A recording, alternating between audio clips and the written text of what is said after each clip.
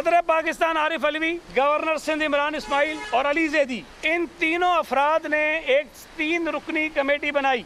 उस 3 रुकनी कमेटी को ये टास्क दिया कि आप अमन कमेटी से रब्ता करें और इनको PTI में शामिल करने के लिए राज़ी करें।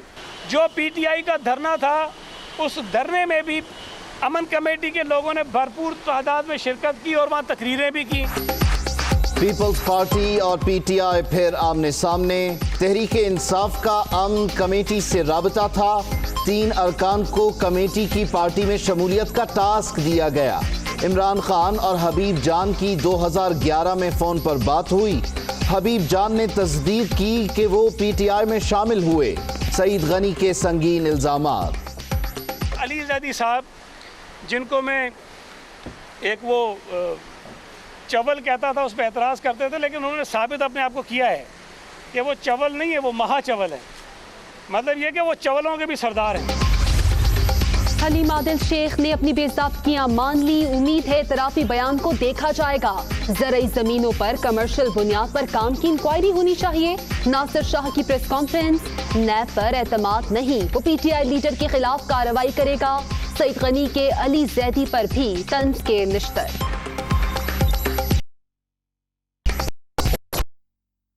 की कहानी तो जब खुलेगी सिंध की, तो नैब में हम भी एक कंप्लेंट दाखिल करने जा रहे हैं कि पूरी सिंध गवर्नमेंट के खिलाफ मैं अब एक कंप्लेंट दाखिल करूंगा कि इन्हीं ने सिंध को बर्बाद किया, इन्हीं ने पैसे लूटे हैं, और मैं देखता हूं कि अब नैब सिंध जो है वो क्या एक्शन लेगी।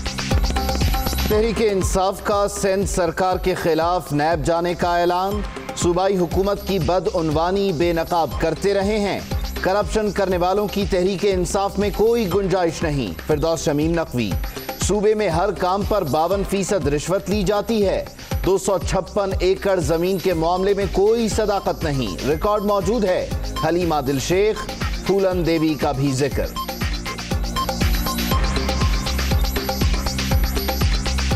ये 256 एकड़ जो ज़मीन हवाले कर दी कि सारे जहान की इकट्ठी करके, मेरी सिर्फ 4 एकड़ ज़मीन जो मेरे नाम है, बाकी जिसकी ज़मीन है, जहाँ तक मुझे मालूमात, मैं नहीं कहता कि जी मेरा मुझे कुछ नहीं, मुझे मालूम है, उसका भी एक एक पेपर लीज है। एंटी करप्शन ने एक बहुत बड़ा पलंदा मेरे खिलाफ इल्ज़ामात का बनाया। हलीम आदिल को सुल्ताना डाकू बनाया और वो चले गए कि जी FIR दाखिल की जाए। फूलन देवी के कहने पे सुल्ताना डाकू बना दिया मुझे।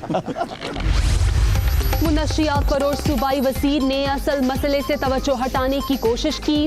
उसैब बलोच बरसों से ज़ेरे हिरासत है। उसे इस्तेमाल करने वाली ताकतवर सियासी शख्सियात को कटहरे में लाना चाहिए। अली जैदी का जवाब।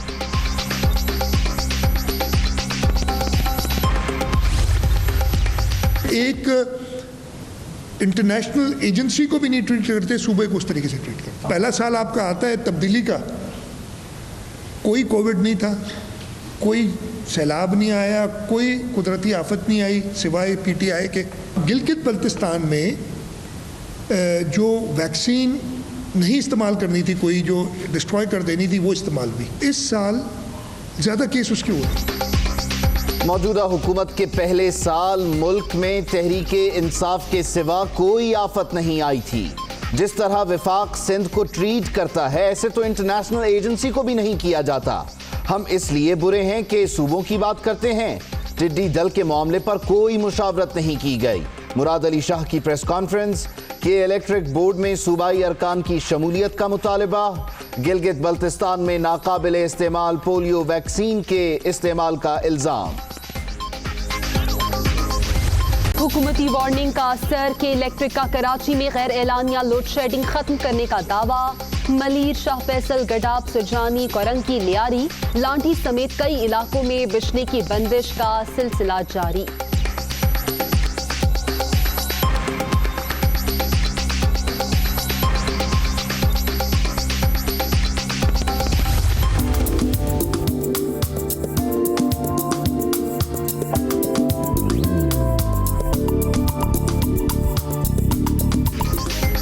काली घटाएं, ठंडी हवाएं, कहीं फुआर कहीं बौछार, शहर शहर बादलों के डेरे।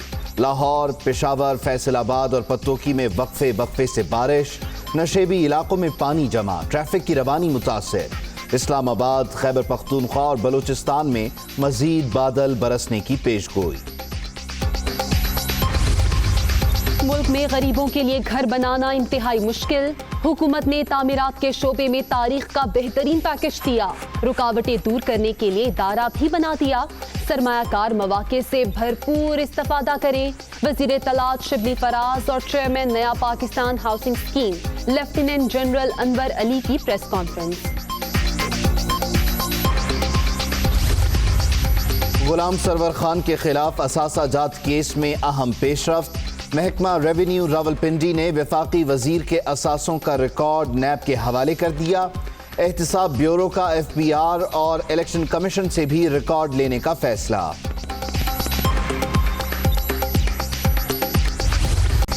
कोरोना ने मजीद 74 जिंदगियां निकली। अब तक 5197 अमवात। मुल्क भर में वायरस से 2,48,872 शहरी मुतासिर।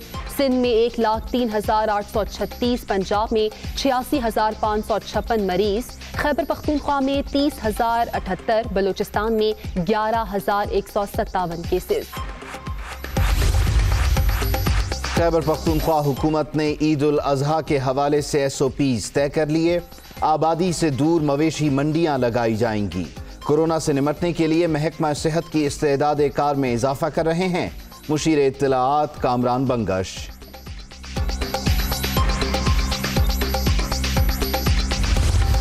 वज़ीर आला पंजाब से वफाकी वजीर साहबजादा महबूब सुल्तान और अरकान पंजाब असेंबली की मुलाकातें। सियासी सूरत हाल पर बातचीत। साजिशें करने वाले पहले की तरह पीछे रह जाएंगे। पंजाब की तरक्की के सफर को रुकने नहीं देंगे, उस्मान कुस्तार।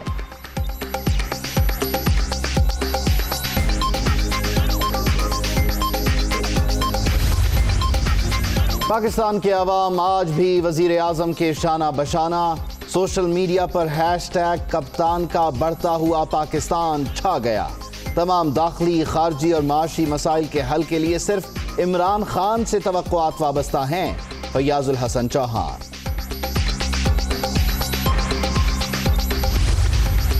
मुल्क कर्जों की दलदल में धंसाने वाले आज सवाल कर रहे हैं। 2 साल में मईशत दुरुस्त समत ले जाने पर इस्तीफा मांगा जा रहा है। इन्हें कोरोना के बावजूद बरामदात में इजाफे पर रंज है। शहबाज गिल का मरियम औरंगजेब के बयान पर रद्द अमल।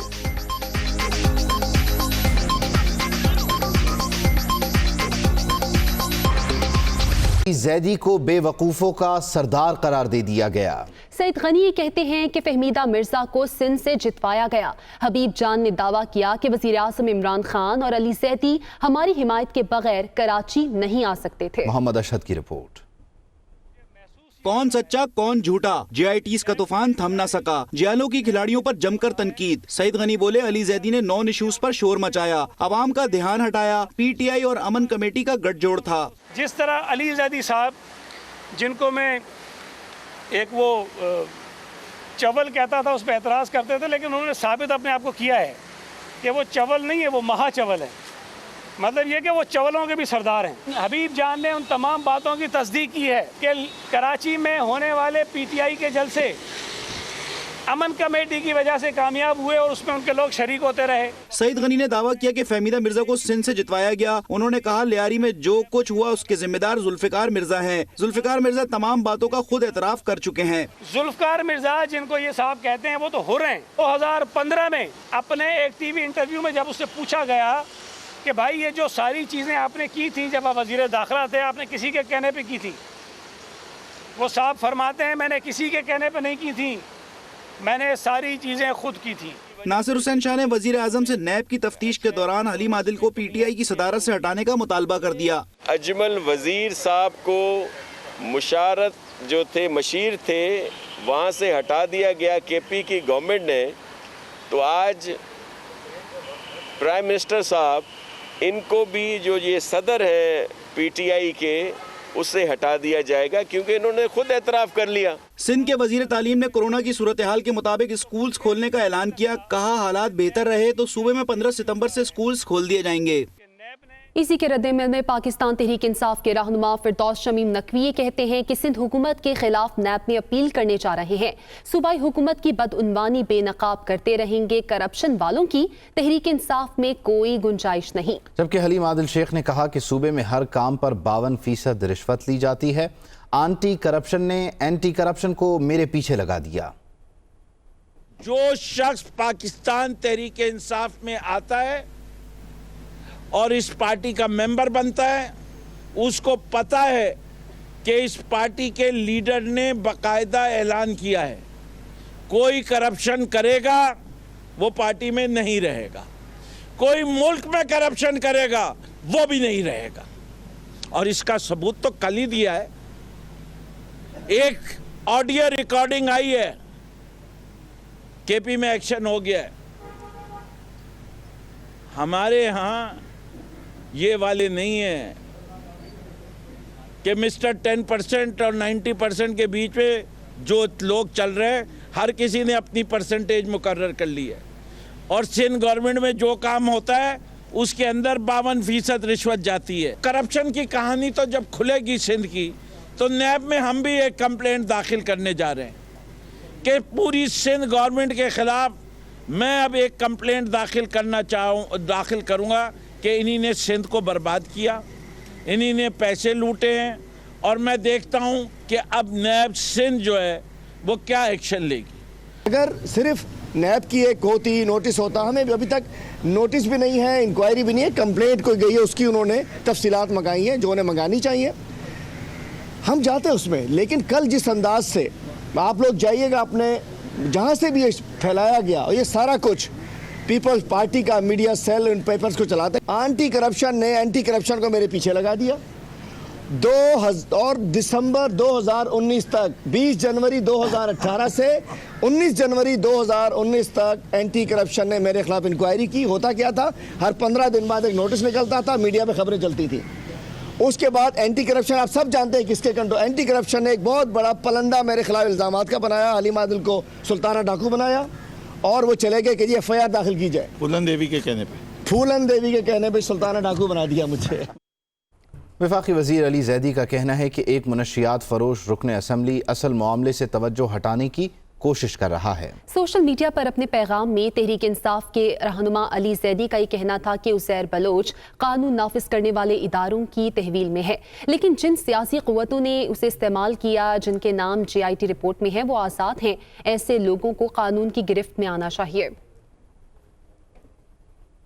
और वज़ीर आला सिंध सैयद मुराद अली शाह ये कहते हैं कि जिस तरह वफाक सिंध को ट्रीट करता है, ऐसे तो इंटरनेशनल एजेंसी को भी नहीं किया जाता। वो इसीलिए बुरे हैं कि सूबों की बात करते हैं और दल के मामले पर अलबत्ता अभी तक कोई मुशावरत नहीं की गई। यही नहीं, मुराद अली शाह ने अपनी प्रेस ब्रीफिंग में इंकशाफ किया कि गिलगित बल्तिस्तान में बच्चों को पोलियो की गलत वैक्सीन पिला दी गई।